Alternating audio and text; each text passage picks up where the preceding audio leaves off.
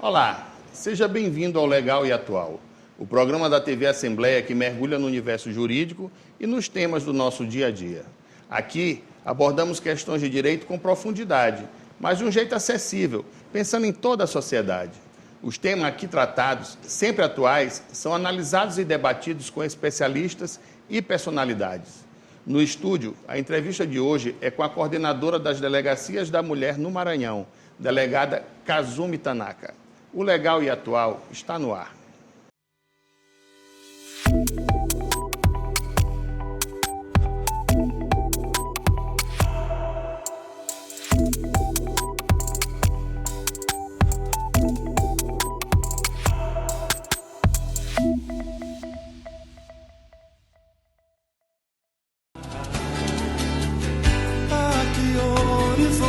Belo de se refletir. Outro dia me disseram que o amor nasceu aqui, saiu de trás do sol, com um jeito de guri, tanto novo como leve. O amor nasceu aqui, saiu de trás do sol, com um jeito de guri, tanto novo como leve. O amor nasceu aqui.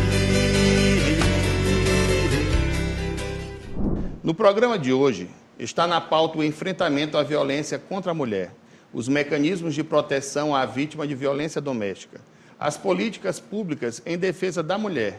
E para falar sobre o assunto, eu tenho a satisfação de conversar com a doutora Kazumi Tanaka, coordenadora das Delegacias da Mulher no Maranhão. Seja bem-vinda, doutora Kazumi. Obrigada pelo convite. Doutora, como foi que o mundo jurídico entrou na sua vida? Na verdade, dentro da minha família já há pessoas que estão dentro do mundo jurídico, né? E aí, enfim, fiz o curso de Direito e aí, logo após terminar o curso de Direito, tive a oportunidade, à época, tão logo me formei, de aparecer o concurso para delegado de polícia e eu decidi experimentar, embora a gente saiba que há um certo temor da família, especialmente no que se refere a uma mulher dentro do sistema de segurança pública, combatendo a criminalidade. Mas eu resolvi experimentar e aí gostei e estou até hoje.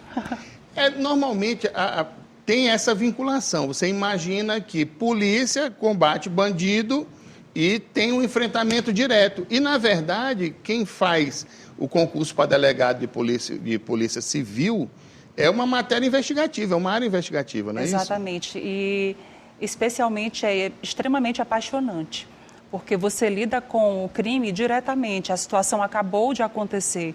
Então, você vai desvendar aquela situação, vai se municiar de novos elementos, perícias, indícios daquela situação que tenha ocorrido.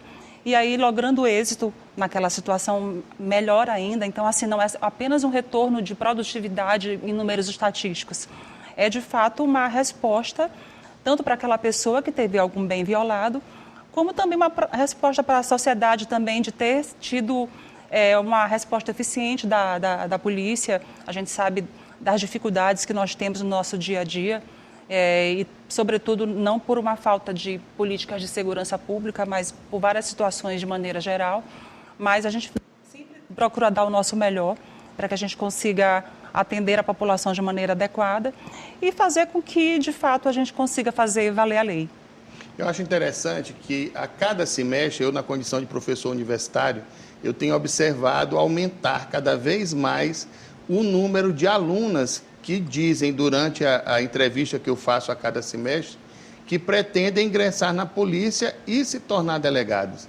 E eu acho que isso é muito decorrente do trabalho que a senhora e as suas colegas exercem dentro da nossa polícia investigativa. Vocês estão se tornando, a cada momento, mais exemplo para essas jovens que estão pleiteando ingressar no mercado de trabalho. Isso é excelente, extremamente importante, até porque também nós estamos nesse momento de mudança de comportamento, né? A gente sabe, por exemplo, que a Lei Maria da Penha veio e a partir dela foi que se começou a falar em violências para além da questão do relacionamento entre marido e mulher, outras possibilidades também que a mulher pode alcançar e que não estava dentro daquele universo feminino, que não era um lugar de mulher estar. E aí, então, quando se apresenta para elas uma oportunidade de ver uma mulher que ali não se caracteriza como um policial que está na rua e tudo mais, mas eventualmente sim, e que traz essa vertente também diferente do que elas estão acostumadas a verificar, do que é o trabalho policial, que vai além apenas do trabalho de rua. Então, isso proporciona para ela outras possibilidades de que eu posso também estar lá. É um trabalho extremamente interessante, que dá uma resposta interessante para a população. Então, de fato, várias estudantes, elas nos procuram lá na Casa da Mulher Brasileira, lá na delegacia, pedindo que nós dessemos informações sobre o trabalho como delegada, sobre o trabalho investigativo. E aí muitas nos relatam de fato isso. Eu quero, quando formar, eu quero ingressar na polícia, porque eu gosto muito do trabalho e tudo mais. E aí para a gente isso é altamente gratificante. Mas antes não era assim. Quando a senhora passou no concurso, certamente vivenciou aquilo que os meus colegas delegados me relatavam. Uma polícia sem estrutura, uma polícia com pouca qualificação, tanto que a partir, se não me falha a memória, de 94, passou-se a mandar os aprovados no concurso para fazer treinamento na academia de polícia, em Sobradinho, investiu-se em equipamentos de tecnologia. Eu lembro que antigamente um delegado vinha buscar armamento e munição e ele mandava o agente abrir o tambor e perguntava quantas balas tinham, para poder dizer quantas balas iriam receber. Então, você via que era difícil. Sim. No seu caso específico, eu imagino que a senhora tenha passado alguma coisa parecida. E voltando, e já virando um pouco para a Lei Maria da Penha, quando a senhora passou no concurso, ela ainda não existia. Como é que a senhora visualiza a diferença do antes e o do depois da Lei Maria da Penha? Nitidamente, porque a gente sabe que a lei por si só não transforma a realidade. Só que até então o Brasil ele não tinha nenhum sistema de políticas em diversos setores que, de fato, viessem enfrentar a violência contra a mulher. E aí, em razão disso, o que se esperava? Apenas que os dados estatísticos, apenas que as violências denunciadas nas delegacias da mulher que já existiam, pudessem se tomar alguma providência, e a providência que se esperava da sociedade era aquela providência de punição para aquele agressor, e que a gente sabe que antes da Lei Maria da Penha haveria a possibilidade de encaminhar, fazer o procedimento policial, que seria o termo circunstanciado de ocorrência, e naquela oportunidade, ao final, dentro de uma situação em que o homem agrediu a mulher, mesmo que violentamente, mas não gerando lesões graves, por exemplo, ele poderia ser obrigado a pagar cestas básicas para a comunidade. E naquela situação, ele, às vezes, tirava do próprio sustento da casa o pagamento daquelas ditas... Do erro dele. Do erro dele. E a mulher, ou seja, ela era duplamente vitimizada pela violência em si que foi praticada e também porque o Estado não dava uma resposta adequada para ela, para aquela situação. E aí, então, a partir da Lei Maria da Penha, uma série de políticas públicas foram pensadas, se verificou que o problema da violência contra a mulher não era apenas um problema de polícia, era um problema bem maior e bem mais complexo do que isso, que demandava a mudança na estrutura da sociedade e que não estava presente apenas nos lares, não estava presente apenas quando ocorria, por exemplo, um crime de violência sexual. Estava presente em várias estruturas do Estado, inclusive na própria legislação, que colocavam a mulher numa situação de vulnerabilidade, de subalternidade. Então, a partir dela, foi que a gente começou a fazer um trabalho muito mais profundo das outras situações de violência que até então não eram visibilizadas, como, por exemplo, a violência psicológica. Agora que a gente está nesse trabalho de amadurecimento maior do que é o significado de uma violência psicológica na vida de uma mulher. E aí, então, a partir disso, a gente conseguiu fazer com que essa política ela se redimensionasse e a gente, hoje em dia, por exemplo, aqui no Maranhão especificamente, a gente já esteja no 3º plano estadual de política para as mulheres, onde, além da segurança pública, outras políticas de Estado também estão envolvidas, a fim de que a gente busque, conjuntamente, fazer com que as mulheres elas tenham condições de viver com dignidade, com cidadania e sem violência. Hoje nós temos quantas delegacias da mulher especializadas? Especializadas nós temos 22 delegacias da mulher e um plantão especializado aqui na capital, que é específico também para a violência contra a mulher, que funciona dentro da Casa da Mulher Brasileira, Então, lá, nesse plantão específico, ele funciona 24 horas, noite e final de semana está aberto, e, inclusive, durante o horário noturno, feriados e noite, ele atende todas as mulheres e meninas em situação de violência de gênero da região metropolitana. Bom, 22. Aqui em São Luís, na capital, são quantas? Na capital é apenas essa, que fica localizada na Casa da Mulher Brasileira, com esse plantão especializado que no horário de expediente atende São Luís e no horário, nesses horários que eu coloquei, atende as outras mulheres da região metropolitana, mas que depois os procedimentos são encaminhados para as delegacias competentes. E as 21 outras, elas atuam como se fosse, por exemplo, delegacias regionalizadas? Por exemplo, Imperatriz, a delegacia de Imperatriz, ela atende Imperatriz e região? Não. Exatamente para facilitar a vida da mulher, porque imagina, se for a delegacia da mulher de Imperatriz fazer o atendimento, responsável pelo atendimento das cidades circunvizinhas, para a mulher isso seria um grande impedimento, porque às vezes ela não tem nem tempo e muito menos dinheiro para chegar a uma delegacia para fazer a sua denúncia, pedir medidas protetivas de urgência, por exemplo, e aí seria um empecilho para a denúncia. A gente sabe que já é difícil chegar até lá. Então, quem dirá se encontrar mais esse entrave, que é esse entrave da questão financeira, da questão da distância. Então, por isso, por exemplo, em Imperatriz, que é a sede de uma regional, a delegacia atende aquelas situações que ocorrem em Imperatriz. Mas aí nas cidades circunvizinhas, cada uma tem a responsabilidade de atender as mulheres naquela localidade. Doutora, e o que dificulta nós termos uma delegacia da mulher em cada um dos 217 municípios do Maranhão? Porque se nós só temos 22 e elas não atuam como regionais, qual a dificuldade em conseguir que o governo do estado implemente uma política específica para a mulher em cada município? Seria excelente, seria maravilhoso. Mas, assim, esse é o nosso... Quem dera a gente Esse é o projeto, né? Esse é o projeto. Esse está nos nossos planos, de que a gente consiga cada vez mais expandir o número de delegacias da mulher, porque a gente sabe que quando um organismo especializado, como é a delegacia, é implantado numa cidade, o número de denúncias aumenta. Por quê? Porque aquilo está subnotificado. E aí, então, a gente quer, de fato, criar mais organismos especializados como a Delegacia da Mulher, para que as mulheres elas acreditem, não, ali eles vão entender pelo que eu estou passando. Mas, enquanto isso não acontece, isso não acontece por uma série de situações, mas especialmente agora pela situação do efetivo policial, nós estamos com o efetivo policial muito reduzido. E aí isso dificulta para que a gente consiga fazer essa ampliação. Embora haja a expectativa de um concurso, espero que esse ano já seja anunciado esse concurso para novas vagas para delegados, escrivãos, investigadores.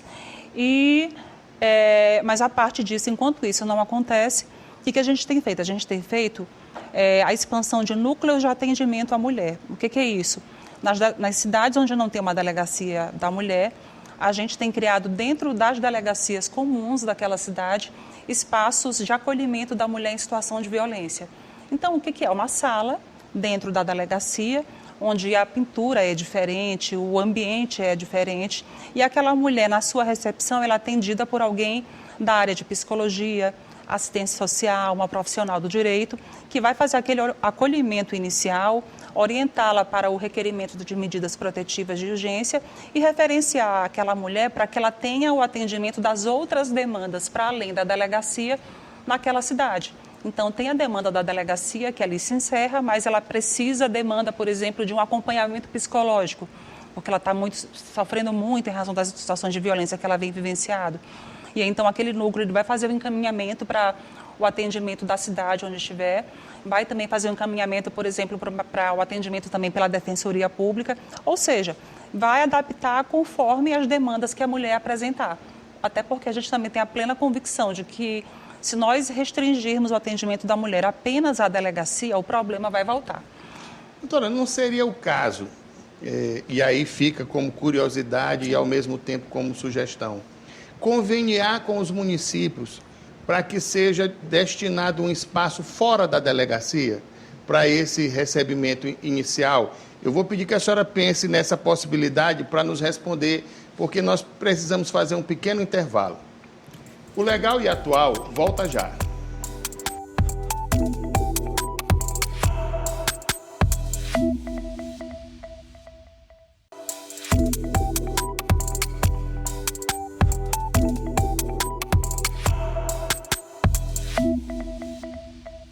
Estamos de volta com o programa Legal e Atual na TV Assembleia. E a nossa convidada no estúdio é a coordenadora das Delegacias da Mulher no Maranhão, delegada Kazumi Tanaka. Sim, doutora, eu tenho que lhe fazer essa pergunta. Não seria mais interessante conveniar com os municípios para que a recepção dessas mulheres possa ser feita, por exemplo, numa sala no CRAS? Porque, veja, a minha preocupação, a maioria das delegacias do interior do estado, elas não têm estrutura física adequada para receber o preso, quanto mais uma mulher em estado de agressão ou vitimada psicologicamente por um companheiro, ou por quem quer que seja, porque nem sempre a agressão parte do companheiro. Não seria mais interessante conveniar com os municípios e pedir que o prefeito disponibilize um espaço em que ela possa ser bem recebida, ser efetivamente medicada ou receber um acompanhamento de um psicólogo?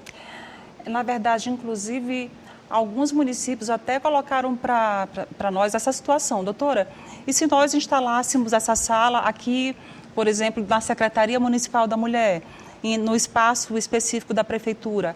Eu falei, não dá certo. Por que não dá certo? Porque a mulher, quando está passando por situação de violência, a primeira coisa que ela pensa quando ela quer fazer alguma coisa é ir na delegacia. E nem sempre a delegacia, aliás, na grande maioria das vezes, ela se encontra próximo a esses órgãos da prefeitura. E aí, então, colocando aquela situação de acolhimento inicial para um outro espaço, isso seria mais um obstáculo para que ela desse continuidade no que teria que fazer. E o que a gente quer com esses espaços que se localizam... Primeiro, que ela se sinta segura, exatamente, não é isso? Exatamente. E aí, tanto é que uma das concepções, um dos motivos pelos quais se criou essas estruturas de Casa da Mulher Brasileira, com vários organismos dentro daquela localidade, exatamente para evitar a tal da rota crítica. O que é a rota crítica? É todo o percurso que a mulher tem que buscar quando ela precisa denunciar uma situação de violência.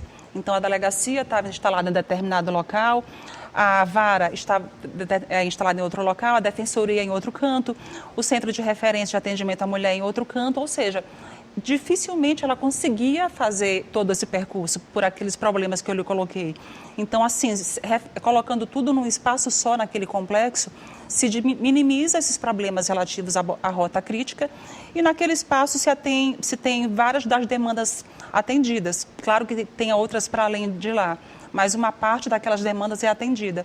E então colocar esses núcleos fora da delegacia não vai proporcionar para ela aquele acolhimento inicial, ela vai sempre referenciar a delegacia e mesmo que diga, olha, vai agora no núcleo, dificilmente muitas delas não vão. O que elas querem é que aquela violência cesse. Porque a maioria das mulheres que procuram a denúncia, uma boa parte delas, uma parte considerável, ela vem denunciar o marido ou o ex-companheiro, mas é aquela pessoa que, apesar de estar cometendo violência contra ela, ela quer, não, eu quero que só que pare, eu não quero que o prejudique, eu quero só uma medida protetiva, eu quero que essa situação aconteça, eu estou fazendo isso, mas aí que medidas para além disso aqui pode ser feito? Então, ou seja, são situações bem específicas e um atendimento bem especializado que, se encaminhássemos para outro espaço da prefeitura, talvez esse link entre as necessidades das demandas talvez não fosse atendido.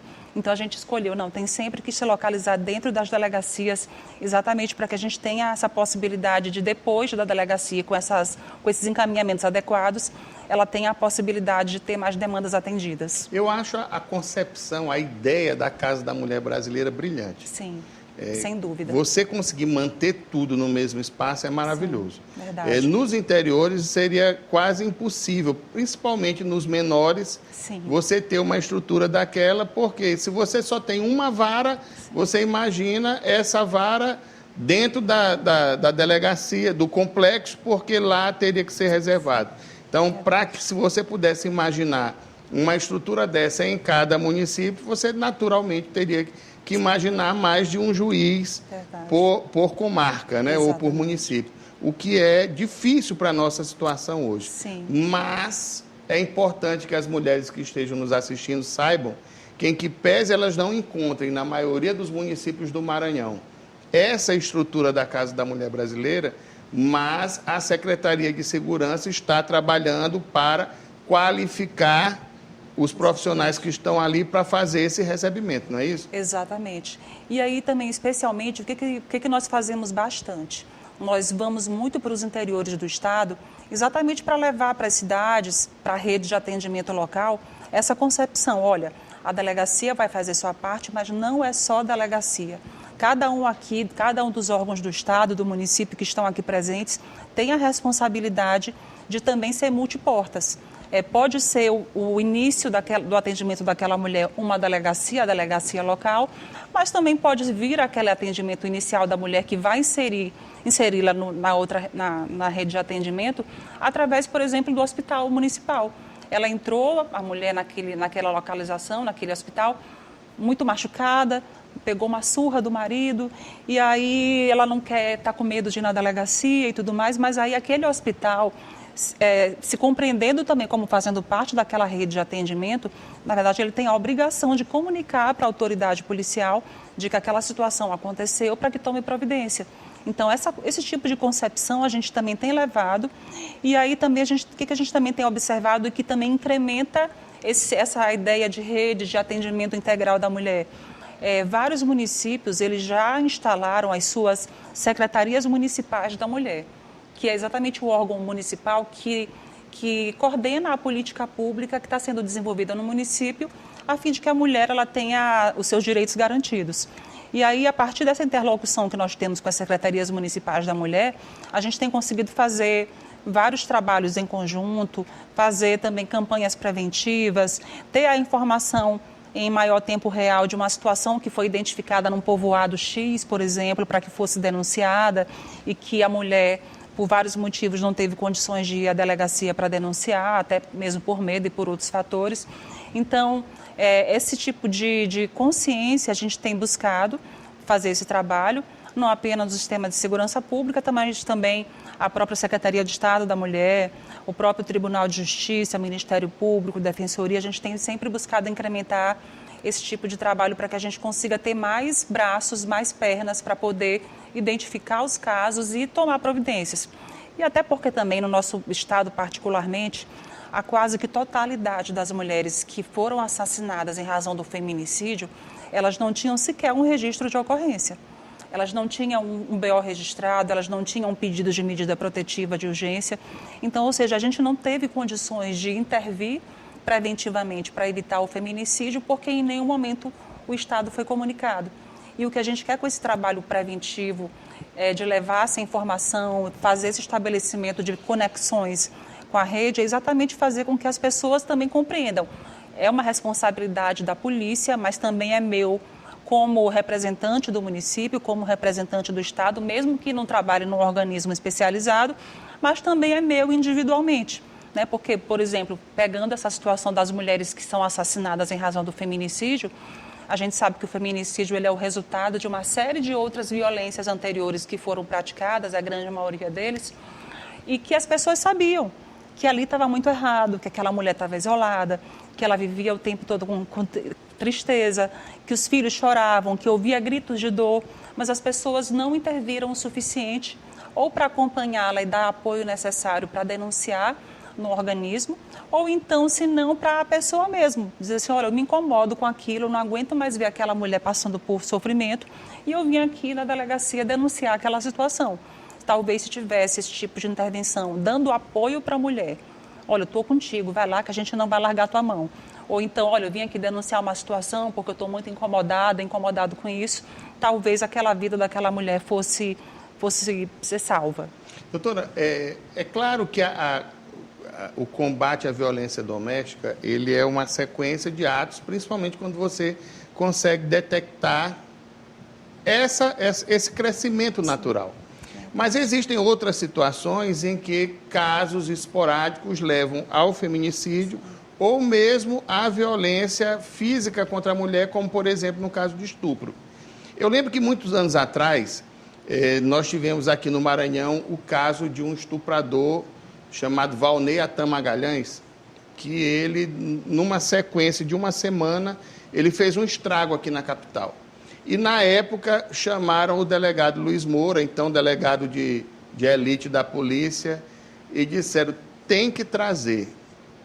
E ele, com toda a dificuldade da época, em 3 dias ele estava com o estuprador guardado e depois, numa tentativa de fuga, veio a falecer o estuprador. Eu assisti recentemente o caso do estupro da moça na descida do Barra Mar. Sim, sim. Aparentemente, o cidadão a pegou no caminho para o trabalho e a estuprou. Me chamou a atenção terem passado, nas imagens eu conferi 4, posso ter conferido errado, 4 carros passando por ele trazendo a moça e 2 motos, e ninguém fez nada. Parece assim que a sociedade vê o mal feito sendo feito e não intervém. Mas ele foi detectado por uma imagem, e essa imagem, agora mesmo numa certa emissora, foi apresentado uma situação do quanto a tecnologia tem auxiliado no combate. Né? Uma imagem que se pegue do cidadão pode levar à localização dele dentro do contexto. E eu achei isso fantástico. Da mesma forma como o exame do DNA do agente pode levar à descoberta de outros casos que ele tenha participado. Como é que está o nosso Maranhão hoje, inserido dentro da tecnologia para auxiliar a polícia no combate ao crime e à violência contra a mulher? Cada vez mais os estados eles têm a necessidade urgente de adequar os seus equipamentos, a sua estrutura, para mecanismos mais eficientes, né? E o uso da tecnologia, o uso de a perícia também especializada, as ferramentas de investigação, esse investimento que deve ser feito, ele está sendo de fato priorizado. E aí, em razão disso, por exemplo, nós temos a possibilidade, como você também mesmo citou, de, a partir do material genético coletado com a vítima ou nas roupas, nas vestimentas no local do crime, a gente tem a possibilidade de fazer o isolamento daquele material genético, o comparativo, por exemplo, com a vítima, e identificar 99,9% de certeza de que ele, de fato, é o agente, praticamente. É o agente, porque aquele material ele bate com o material da pessoa que foi presa. E aí também, não apenas isso, mas a gente também tem a possibilidade, numa situação como essa, de pegar aquele material genético daquele estuprador e colocar num banco nacional de dados, de perfis genéticos. E, a partir disso, identificar, por exemplo, que aquele estuprador foi aquele mesmo que praticou aquele outro estupro, que até então a autoria estava desconhecida. A gente, inclusive, já teve a solução de alguns casos nessa condição, em que o material genético foi inserido no Banco Nacional de Perfis Genéticos e se identificou que aquele ali que estava sendo preso, que tinha acabado de ser preso, era o mesmo que praticou determinado crime há um tempo atrás, há uns 8 anos atrás, por exemplo. Então, isso é extremamente interessante para que a gente consiga ter êxito nas nossas investigações, como também o que você falou, a possibilidade de, por exemplo, câmeras de segurança, câmeras de vídeo monitoramento com precisão, terem a possibilidade de fazer, pegar uma imagem nítida, uma imagem boa, como também de fazer a identificação a partir do reconhecimento facial e, a partir disso, pessoas conseguirem identificar, olha, eu já ouvi aqui, ele já cometeu tal crime. Particularmente com relação a esse caso, que aconteceu agora também no Barra Mar, logo após a imagem dele ser veiculada nos meios de comunicação, apareceu outra mulher que também trabalha naquela região e que falou, olha, depois que eu vi a imagem dele na TV, eu identifiquei como sendo uma pessoa que também outro dia tentou me abordar também na rua, só que eu percebi e saí correndo. Que já cai por terra o argumento dele que estava tomado por bebida alcoólica. Não, exatamente, não tem como, porque as evidências ali que apareceram contra ele são muito fortes, mas aí tem mais uma situação de tentativa de estupro que foi colocada a partir exatamente dessa possibilidade de mostrar a imagem daquele homem e, a partir disso, as mulheres reconhecerem. Outros estupros também, que já tiveram anteriormente também, que a gente teve a possibilidade da imagem ser veiculada nos meios sociais, também a gente também teve a mesma situação. As mulheres viram aquele rosto daquela pessoa, se olha, ele aqui foi que cometeu tal crime mesmo contra mim e tudo mais, e vieram também denunciar na delegacia. Então, essas ferramentas, elas são fundamentais para que a gente consiga ter êxito nas investigações. Doutora, quais são os canais de acesso à mulher para o sistema de defesa dela? São vários os canais, inclusive também com o uso de tecnologias. E aí vou citar um também que eu gosto sempre de evidenciar, que é o aplicativo Salve Maria Maranhão. Esse aplicativo ele está disponível para todo o estado do Maranhão, está disponível para iOS e para Android. Depois que a pessoa baixar o aplicativo, ela preenche um cadastro inicial e a partir do preenchimento do cadastro ele vai estar apto para ser utilizado. Então, por exemplo, eu não estou passando por nenhuma situação de violência, está tranquila, eu não passo por violência doméstica, mas eu estou aqui, por exemplo, no carnaval, e aí eu estou aqui indo para a minha casa, mas tem uma pessoa estranha me seguindo. O que ela pode fazer? Ela pode abrir o aplicativo, clica no botão de segurança, confirma que quer chamar a polícia e a viatura, no caso, vai aparecer um sinal sonoro no CIOPS, que é o 190, e uma viatura vai ser encaminhada com prioridade para o atendimento daquela mulher. E esse aplicativo nós desenvolvemos também para que ele tenha georreferenciamento. Então, mesmo que a mulher esteja em deslocamento, a viatura vai ter condições de saber onde ela está e fazer a abordagem daquela situação.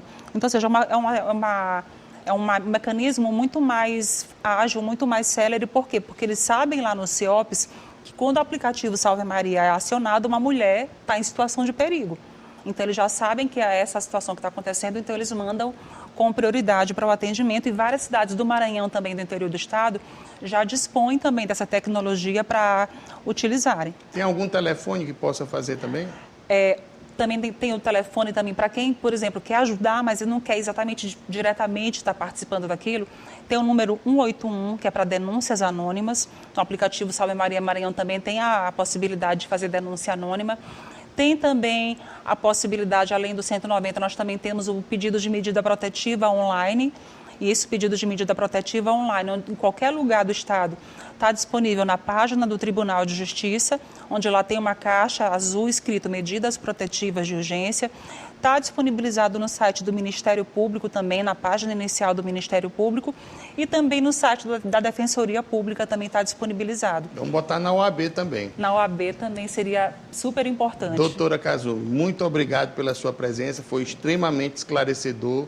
E eu tenho certeza que a partir de hoje as mulheres do Maranhão vão se sentir ainda mais protegidas em saber que à frente das delegacias tem uma profissional do seu gabarito. Muito obrigada pelo convite, muito obrigada. O Legal e Atual está chegando ao fim. Espero que você tenha saído mais informado e que a cada nova conversa inspire reflexões e ações. Lembrando que toda quinta-feira, às 3 da tarde, temos um encontro marcado pela TV Assembleia, canal 9.2 e também pelas nossas redes sociais. Obrigado pela companhia e até o próximo programa.